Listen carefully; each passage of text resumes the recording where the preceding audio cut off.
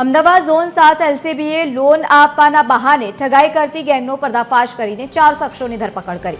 આ ગેંગ બનાવટી નામે ઓફિસ ભાડે રાખીને અને વેપારીઓને મોટી લોન આપવાની લાલચ આપી અને નાણાં પડાવતી હતી। એક વેપારીને 100 કરોડની મોર્ગેજ લોન આપવાના નામે સ્ટેમ્પ ડ્યુટીના નામે 35 લાખ પડાવી લીધા હતા અને વેપારીને 30 કરોડની લોન આપવાનું કહીને 29.75 લાખ લઈ લીધા। ઝોન 7 એલસીબીએ આરોપીઓને પકડી અને 2 ગુનાનો ભેદ ઉકેલી કાઢ્યો છે। ગુનામાં 2 માસ્ટર માઇન્ડ આરોપી હજુ પણ પોલીસ પકડથી દૂર છે।